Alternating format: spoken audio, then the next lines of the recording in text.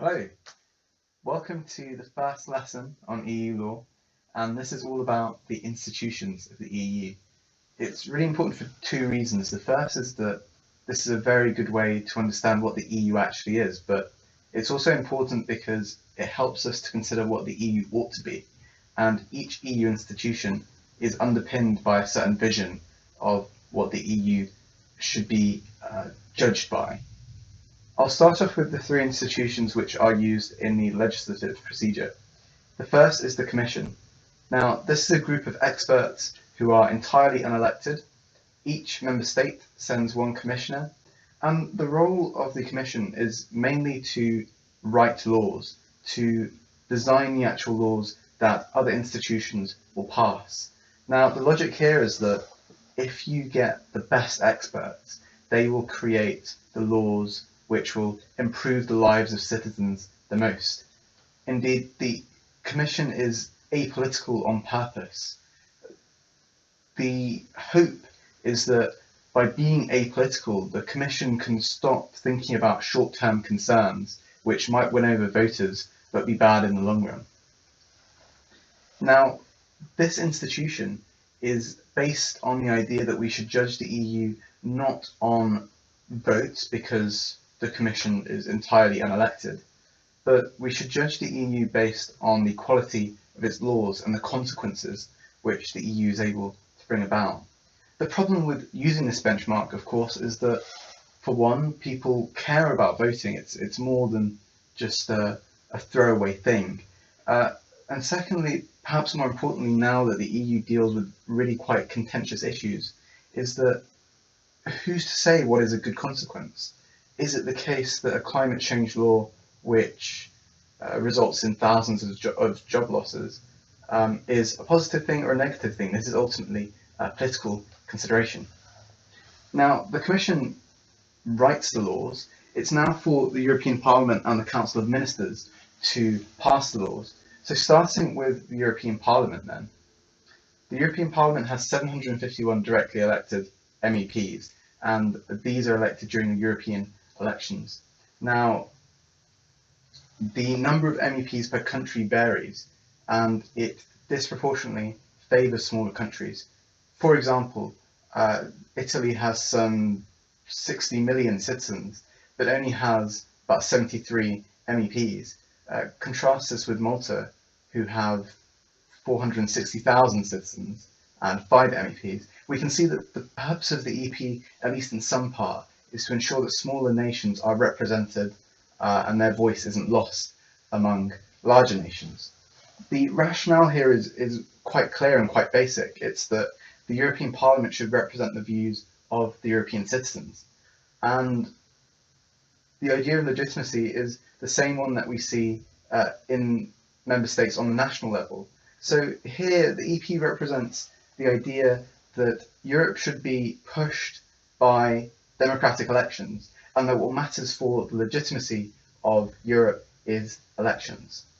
The problem, of course, is that there is very much at the foundation of the EU a fear of majoritarianism, of larger voices stamping out smaller ones, and the EP, like any other democratic institution, can in fact fall into this trap. And so the EP is at risk, in theory, of falling into the same traps that created the crises which encouraged Europe to have an ever closer union. Moving on to the last institution which passes legislation, we have the Council of Ministers. Now, the Council of Ministers effectively has ministers from the government of each of the member states. So, for example, in a finance session, you'll have the finance ministers from each member state coming together and deciding whether or not to pass legislation. The rationale here is obvious. We at the national level as member states elect governments, and the governments come to the EU level to negotiate and choose laws which will benefit us as voters on the national level in member states. It's very much the idea of the EU as a collection of sovereign states. And this is really an idea of Europe simply being a place for states to bargain at the European level. The problem with this conception is that you don't really need the EU to do this, and indeed, on the EU level, it's limited to only one of the 3 or 4 key institutions. The main problem is that when we consider member states bargaining as sovereign states, there is, of course, the risk, firstly, of smaller member states having very little bargaining power, and so they become marginalised in the European community. But second, and perhaps more importantly, the idea of state sovereignty creates problems and externalities which can only be dealt with reference to pan-European cooperation. For example, if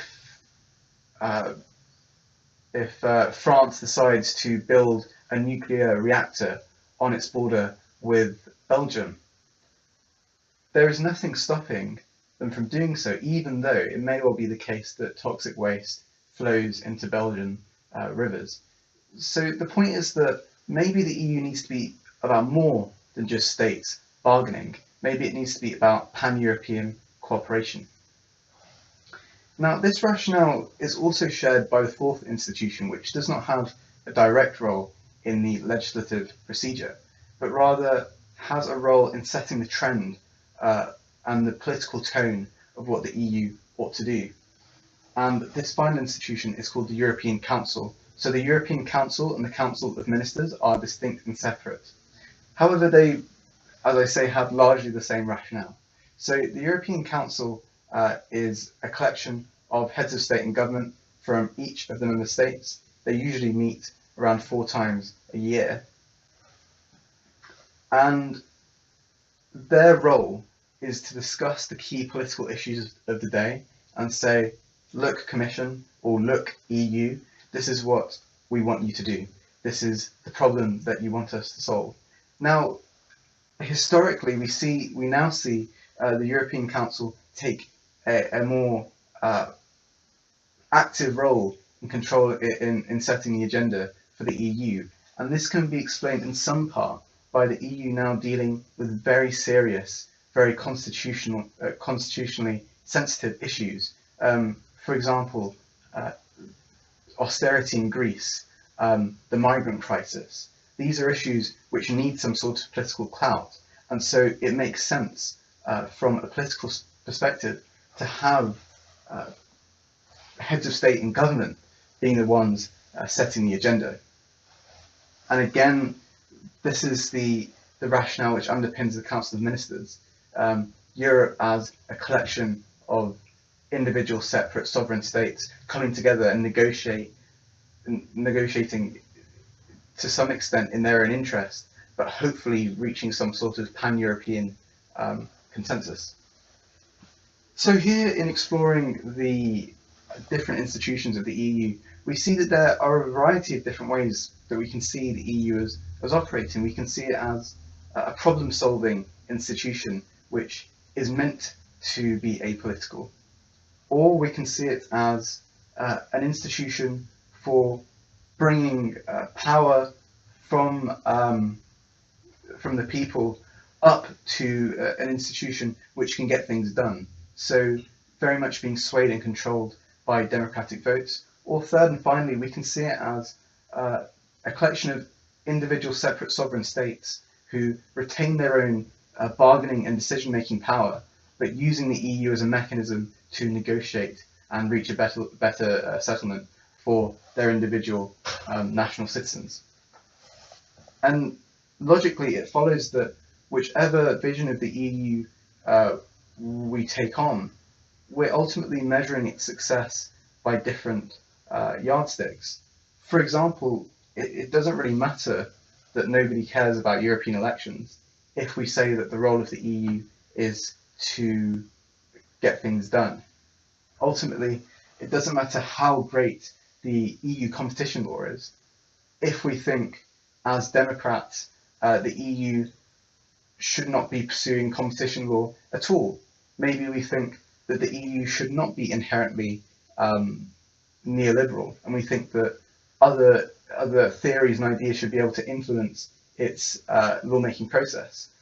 if we think about it in these terms, then the only thing that can really satisfy us is a pan-European democracy. And third and finally, if we consider the EU as nothing more than an extension of state decision-making and negotiation pushed up to the EU level, then anything which really takes away state sovereignty is incredibly problematic.